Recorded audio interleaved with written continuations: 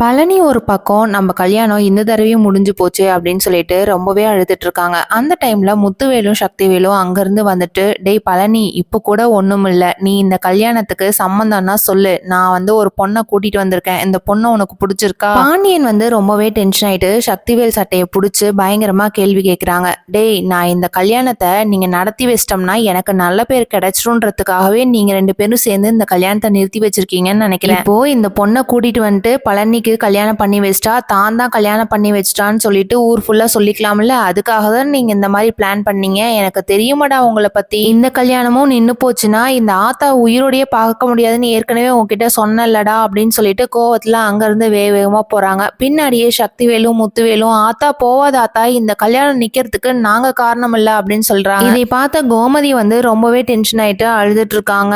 ஏங்க இங்க பாருங்க, அம்மா வேற இங்க இருந்து போயிட்டு ஏதோ ஒண்ணு பண்ணிக்க போறாங்க, கூப்பிடுங்க அப்படின்னு சொன்ன உடனே பாண்டியன் வந்துட்டு, அத்தை ஒரு நிமிஷம் நில்லுங்க, போகாதீங்க, நான் ஒரு முடிவு பண்ணிருக்கேன். எனக்குன்னு ஒரு பொண்ணு இருக்குது இல்லடா, அந்த பொண்ணை நான் வந்து பழனிக்கு கல்யாணம் பண்ணி வைக்கிறேன். நீ கூட்டிட்டு வந்த பொண்ணை நாங்க கல்யாணம் பண்ணி வச்சோம்னா ஊர் ஃபுல்லா வந்து என்னை அசிங்கப்படுத்துறதுக்காக நீங்க இப்படி பண்றீங்க. இப்ப பாருங்கடா, உங்க கண்ணு முன்னாடியே என் பொண்ணு அரசிக்கு நான் கல்யாணம் பண்ணி வைக்கிறேன். இதை கேட்ட குமரனுக்கு பயங்கரமா அதிர்ச்சி ஆயிடுது. சக்திவேலுக்கும் முத்துவேலுக்கும் என்ன பண்றதுனே தெரியாம திரு திருன்னு முழிச்சிட்டு இருக்காங்க. இதனால நாளைக்கு என்ன நடக்க போகுதுங்கிறத வெயிட் பண்ணி பார்க்கலாம். தேங்க்யூ.